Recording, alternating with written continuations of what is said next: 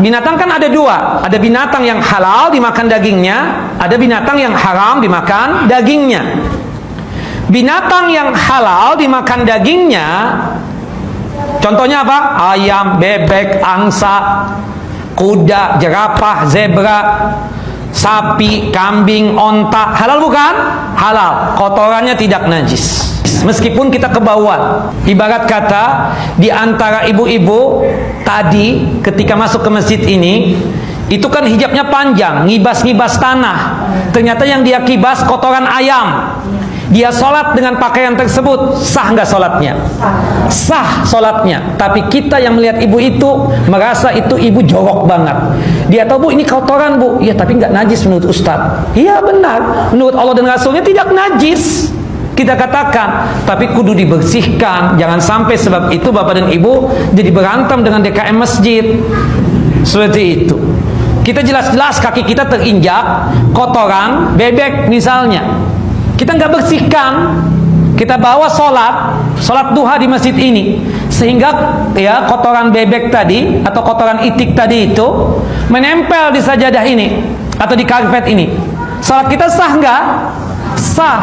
Yang kedua, kita disuruh membersihkan oleh DKM masjid itu karpet, pastinya, ya kan? Meskipun itu tidak najis, tapi kan bau, ya kan? Yang menurut kita, anggapan kita kotor, tapi meskipun itu apa? Tidak najis. Adapun binatang yang haram dimakan dagingnya, itu kotorannya apa? Najis. Kotoran babi najis gak? Najis. Kenapa? Karena babi binatang yang haram dimakan. Kotoran anjing najis gak? Najis. Kenapa? Karena anjing haram dimakan dagingnya. Kotoran kucing najis gak?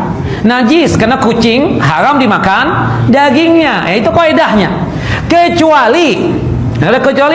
Kecuali binatang-binatang yang haram dimakan dagingnya yang tidak memiliki darah. Ada binatang yang haram tidak ada darahnya. Kalau tak ada darahnya membeku. Binatang apakah itu? Cecak, semut, kecoa. Haram semua kan? Kita injak-injak kecoa itu tidaklah membuat apa? Ya, kaki kita jadi kotor, jadi najis. Tidak. Karena kotoran kecoa itu apa? Tidak najis. Meskipun itu binatang yang haram. Kenapa? Kecoa nggak ada darahnya. Lalat nggak ada darahnya. Lalat haram dimakan kan? Seperti itu. Nyamuk juga tidak ada darahnya. Aslinya ada darah saat anda pernah pukul. Itu darahnya bapak. Darahnya antum itu. Jelas? Nah, sebelum saya jawab pertanyaan ibu ini, saya ingatkan. Jadi Rasulullah menyuruh minum kencing onta itu sebagai obat, bukan untuk berlezat-lezat ya. Bukan dianggap kopi atau teh kencing onta. Kopi kencing onta enggak ya. Tetapi maksudnya kencing onta sebagai apa?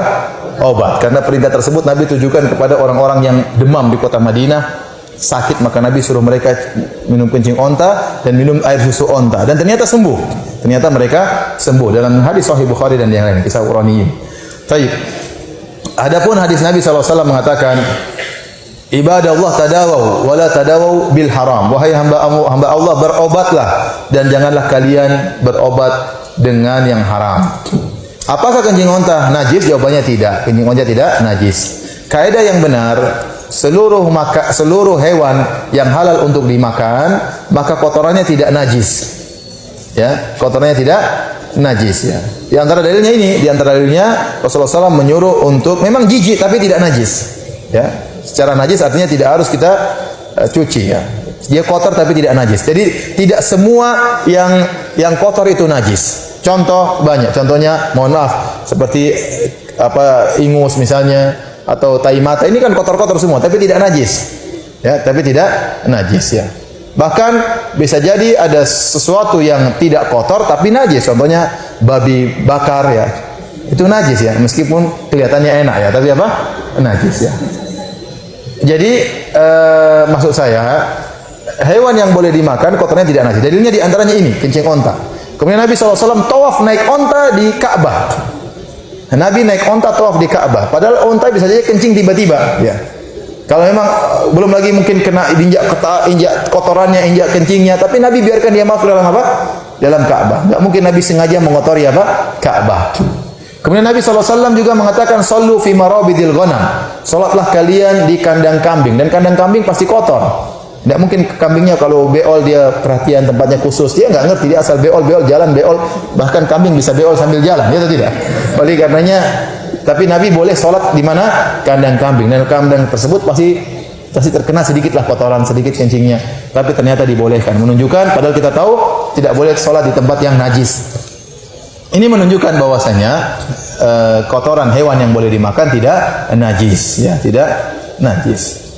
Dan tatkala Nabi mengatakan boleh berobat dengan kencing onta, ya berarti itu benar, Ya, Ustaz, apakah boleh kita kiaskan, analogikan dengan kencing sapi? Oh, enggak ada dalilnya, enggak ada dalilnya. Tidak ada dalilnya, cuma kencing apa? Kencing onta. Kumet letong itu najis. Tapi nak najis engkau dadi rabuk ning tanaman ini dipangan manusa, dadi gizi, dadi susu. Mulane Imam Syafi'i ku imam sing darani tletonge sapi jaran iku najis, tapi sebagian ashabe balelo. Imam Royani, Imam Ustukhri darani Rausul Makul Tohirun, telake kewan suci napa suci. Perkarane kok repot. Nak mbok arani najis berarti hasil tanaman-tanaman sing mbok sirami mbek napa? Tletong niku dadi napa? Najis. Apa tahu mbok umbah? Misalnya diubah khusus tak umbah, saripatine najis ku wis mlebu ning pori-pori. Wong diserap wis napa? Mulane pangeran nak gawe contoh manusa. Saiki kiai sing hebat, sing alim alama, sing rumus sosiale bener, mesti rodok fasik. Mergo barokah rodok fasik ku dekne di rumus sosial jitu, kancana wong LSM tahu, kancana wong dalan tahu, kancana wong fasik tahu, kancana wali yo tahu, sehingga nak di rumus sosial jitu. Tapi nak ki khusuk ra tau kumpul wong, mesti rumusnya jeblok. Tapi ra tau maksiat. Iku pangeran. 300 kula nu nak di rumus wis situ, kula kancanan fasik ya biasa, kancanan wong dolim ya biasa. Kuwi kawulane pangeran wonten mawon, tak pikir padha mawon wonten mawon. Mergo kula niku didhawuhi bapak, pangeran pancen senengane nggih tontonan. Wis ngerti nak darah iku najis. Tletong yo najis, tapi pangeran wa innalakum fil an'ami la ibrah.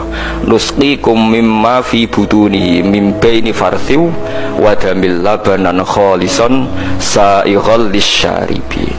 Susu sing ning gone unta ning sapi iku susu sing strangka sarine darah ambek sarine kotoran. Nek kewan wak lucu to, wetenge ana kotoran, pletong. Awake ana darah, tapi sangka sari iku dadi susu sing suci, labanan khalisan.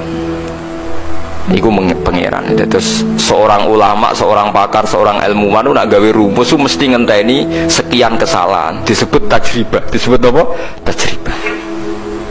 Jadi susu sangka kewan sangka mangan suket. Tletonge dibuang, tapi sing marai tanduran subur niku tletong.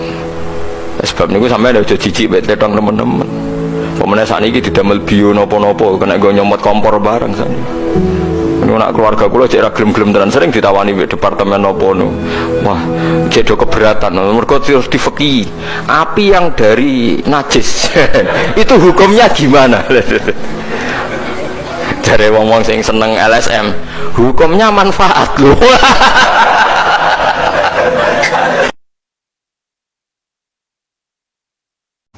Imam Syafi'i ketika ngarang kitab Ar-Risalah, Ar-Risalah niku karangan kaul jadid Imam Syafi'i. Niku memulai dengan kalimat kula jeeling, wal kufar sinfani, orang kafir itu ada dua.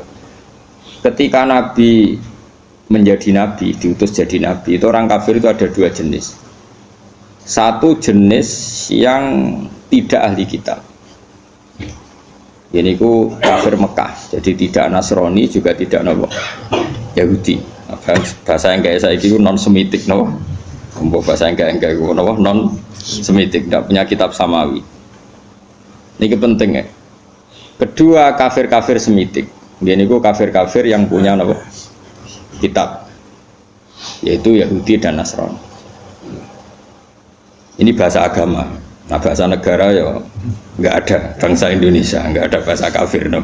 Semuanya warga Indonesia. Jadi ini konstitusi agama. Kalau negara ya semuanya warga negara Indonesia. Dengerin ya. Nah sampean kepengin maknani Quran sesuai tradisi ulama sing musalsal ila Rasulillah sallallahu alaihi wasallam. Itu mikire ngoten nggih. Saya ulang lagi ya. Orang kafir itu ada dua. Satu kafir yang tidak punya kitab samawi atau disebut musyrik Mekah. Ini kampungan sekali ya, ortodok, kampungan, desa, naif. Jadi di anak wedok dipateni mergo marai camah. Gak kena dijak perang, gak kena dijak mergawe. Terus watu disembah-sembah dewi, engko nak bosen digenti watu sing luwih apik. Pokoke aneh, sikape ku aneh. Tapi cerdas. Ya ono cerdas. Cerdas iku iso nyebut lafaz Allah, tapi ora paham. Dadi ya aneh wong kafir yo pancen wong salah ku pancen wong aneh. Dan ini yang dimaksud qul ya ayyuhal kafirun la a'budu ma ta'budun. Rungokno tenan. Ketika orang kafir Mekah itu punya tradisi menfisikkan Tuhan, ya napa menfisikkan Tuhan. Jadi jenenge Tuhan itu ya Lata Uzza gawe watu terus disembah. Ada fisiknya, napa? Ada jisimnya, ada bentuk fisik. Sehingga ketika Nabi muni nyembah Allah, mereka tanya, Muhammad, nggak apa-apa kita nyembah Allah, tapi terangkan dulu Tuhan kamu itu dari perak, apa dari emas, apa dari batu. Ini kan jelas, dia cara bertanya itu sesuai kaidah mereka. Kalau Tuhan itu harus apa? Fisik. Terus kanjeng Nabi dikan dawuh Allah, qul ya ayyuhal kafirun la a'budu ma ta'budun. Saya tidak menyembah apa yang kalian sembah, yaitu bebatuan tadi. Andai kan orang kafir ini kok kafir Yahudi, tentu nggak ada ayat la a'budu ma ta'budun, karena orang Yahudi itu penyembah Allah, yaitu mereka nyebut Yahweh. Sehingga ayat ini tidak tentang hubungan Nabi dan orang apa? Yahudi. Tak ulang lagi ya. Sehingga qul ya ayyuhal kafirun di ayat itu diartikan kafir apa? Mekah, yaitu yang masih menfisikkan apa? Tuhan. Apa? Yang masih menfisikkan apa? Tuhan.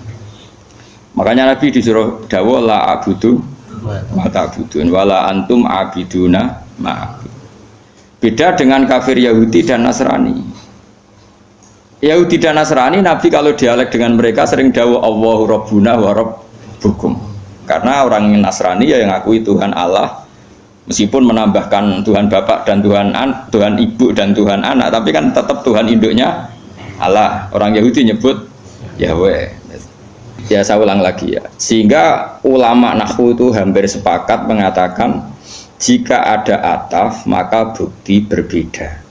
Misalnya Ja'a Zaidun wa Amrun, Zaid datang dan Amar. Jadi Zaid tidak Amar, Amar ya tidak Zaid. Karena al-atfu yaktadi tawayur, kalau ada ataf berarti orangnya beda.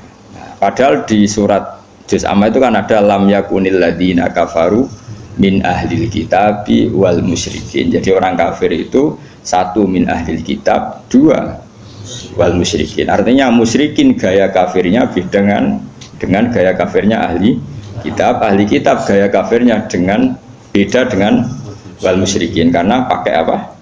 Ataf. Kalau ataf itu yaktadid tahoyir, meskipun lafadznya sama sekalipun. Misalnya ada orang bilang Ja'a Zaidun wa Zaidun, pasti ada Zaid yang anaknya Amar, mungkin ada Zaid yang anaknya Karmin, meskipun namanya sama-sama Zaid. Tapi kalau dikatakan Ja'a Zaidun wa Zaidun, pasti Zaid yang berbeda. Paham ya? Karena ataf yaktadid tahoyir. Nah, dua tipikal orang kafir ini ya punya selera yang beda, punya gaya hidup yang beda. Yang satu menyembah batu, menyembah apa pohon besar, menyembah apa, disebut era modern disebut non semitik, tidak punya kitab sama. Ini polemiknya dengan Nabi itu ya polemik Tuhan. Dan ini mereka anti hari kebangkitan. Beda dengan kafir ahli kitab, mereka kan tidak anti ahli kebangkitan. Cuma mereka mengklaim kalau mereka yang ahli surga, yaitu kalau kafir Mekah nggak percaya adanya surga. Makanya mereka protes, Muhammad masa sudah jadi tulang belulang menjadi manusia lagi, itu tidak mungkin. Apa ada kafir Nasrani yang bilang demikian? Kan tidak ada. Yang bilang begitu kan kafir ahli kitab. Karena maksudnya yang bilang gitu orang musyrik Mekah, yang ahli kitab kan bilang surga itu milik milik kita.